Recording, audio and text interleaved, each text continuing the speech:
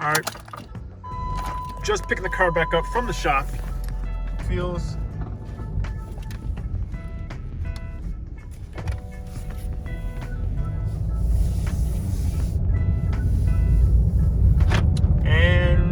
yeah, it seems to be driving just fine now.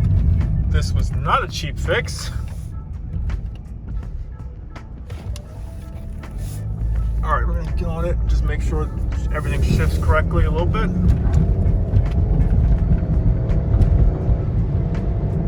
Yeah, it does. It's not very fast, but it's doing its job. I don't know if you guys see the Challenger behind me.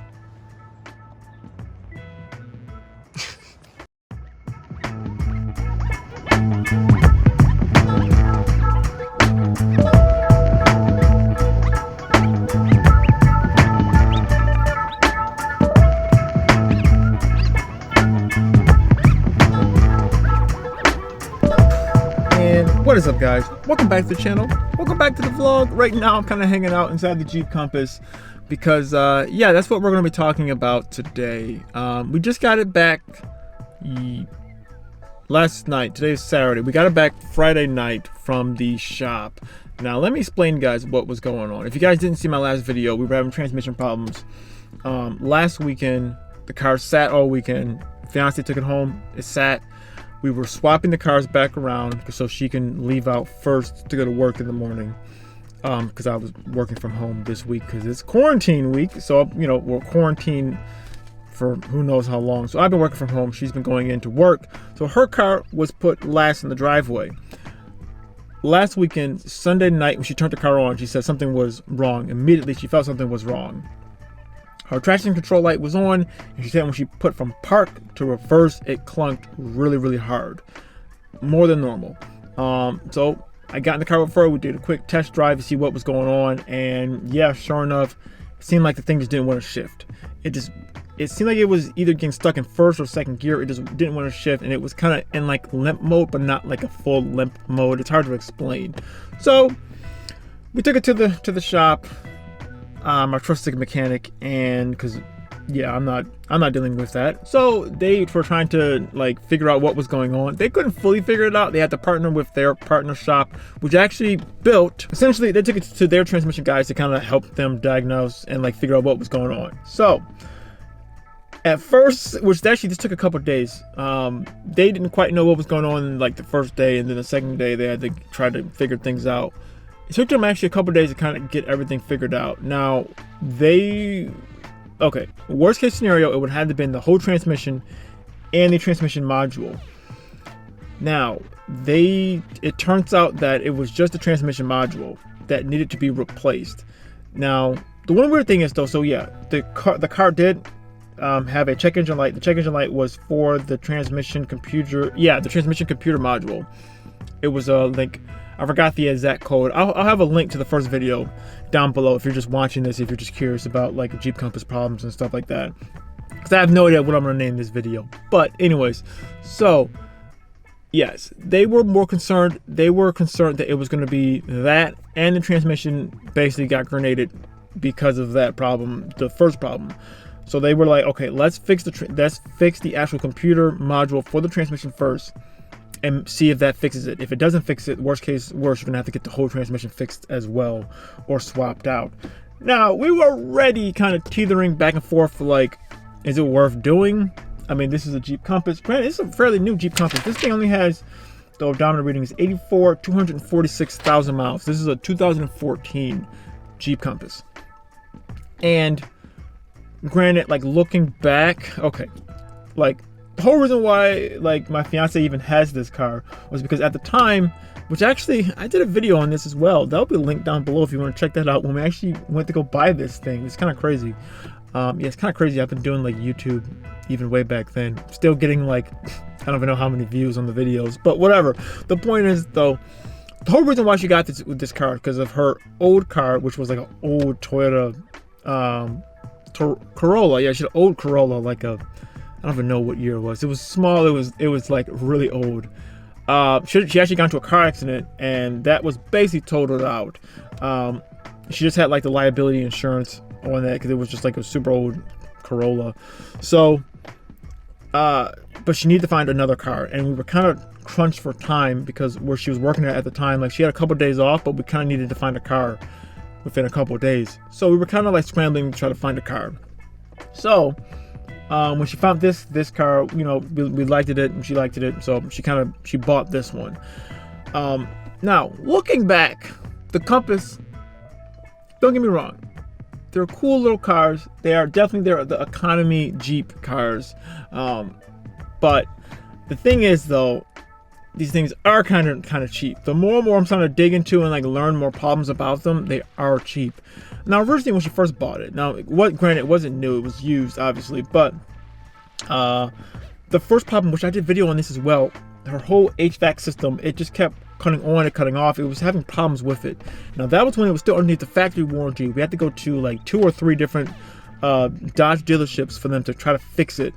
They eventually did fix it, but they like literally had to replace the HVAC system like at least twice. I want to say they at least had to change it out, and they did, and now it works, but actually still not great.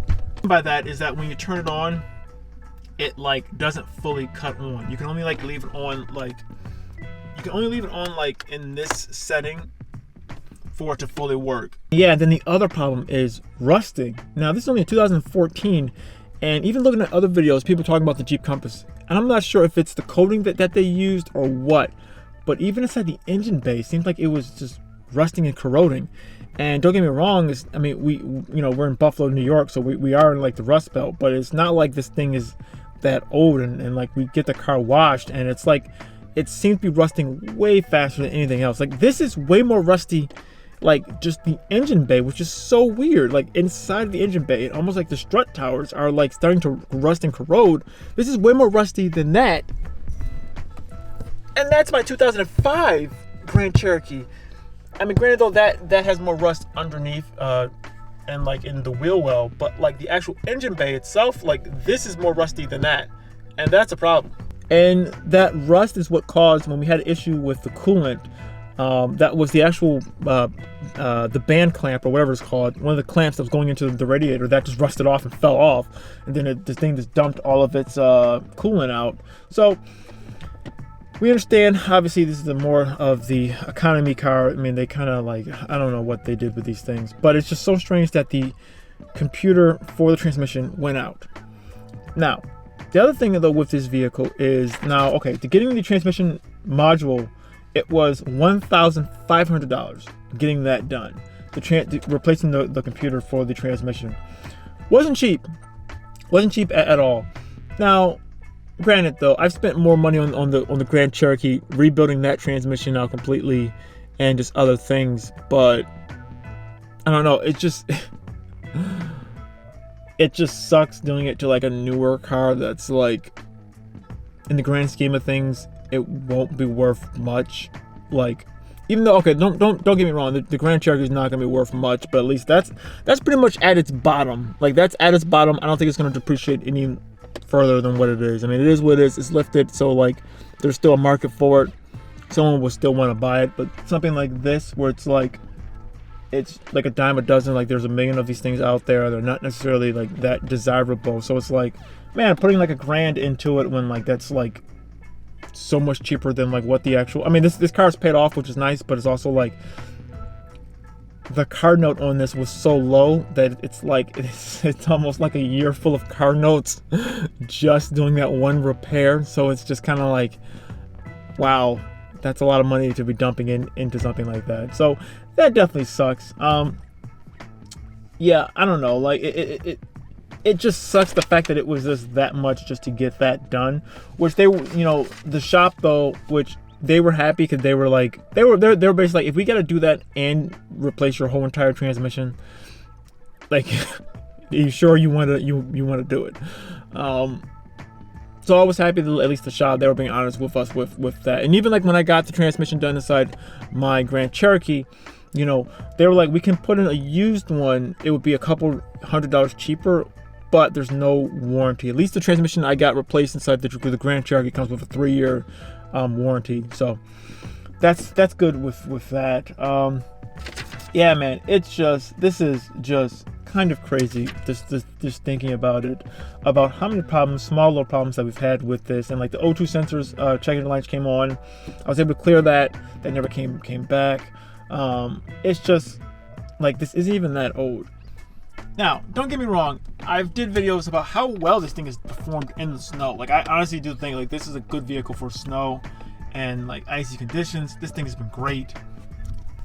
When we had all those really big major snowstorms, like here in Western New York, we've taken this thing and honestly we didn't have any problems at all. This thing, it handles great. But the one thing I do want to mention though, now I said in my last video, this has the 6-speed automatic. More and more research I'm doing, because now they said in 2014 they switched over to the 6-speed automatic, but some forums are saying that there was still the optional CVT. So, and I don't even know, like I meant to ask the shop actually while it was there, does this have a CVT or is this the actual 6-speed automatic? So I'm not fully sure. The other thing is though, you can't check the actual transmission fluid like underneath the hood. There's no like cap for it, which like, I remember like when we were first trying to figure out what was going on, I was gonna check to see if there was transmission fluid inside the car. And I was like, where in the world is the transmission like filler or like even like, you know, dipstick? And I had to Google and like try to look up online and try to figure it out, and people are like, there isn't one. And I'm like, that's kind of strange. I mean, there is a way to get to it, but you have to get to it like literally at the transmission, and I didn't feel like doing that. But so now I'm kind of curious. I don't even know if this is the CVT or if this is the automatic. Which, if this is the CVT, I mean that, I don't know honestly. I honestly don't know. I always thought it was the automatic. I mean, it feels like it is because it feels like it is shifting gears. But I know that CVTs can actually, it does simulate that feeling. So it might be. Who knows? Yeah. So long story short, it had to get the computer swapped out. So if you're having those problems, yeah, that might be what it is. I mean, it sucks doing it, but it is also the cost of owning cars. Sometimes it's just not fun. Repairs happen. Looking back, well, would we get another Compass? I know she said that she wouldn't. Like if she wanted the Mazda CX-5 at the time, but like legitimately we only had a couple days to like buy a car. And like when I remember we actually went to like 2 different Mazda dealerships, but they I forgot what the reason why. We saw one at one dealership, but they were actually like closed, and I think the other one was gone or something like that. But so looking back, I mean honestly, like I don't know. I don't really know if it's worth buying another Jeep Compass. This one, it's sluggish, it's slow, it's not fast, and as far as fuel economy, it doesn't really get that great fuel economy for this having the 2.4 liter like. And this is actually pretty heavy for like what you would think this thing would be. So it's really not fast, obviously, and it's really not that fuel efficient. So it is what it is. Don't get me wrong, I think it's great in snow, but especially these older models. I think the newer Compasses, they look a lot better.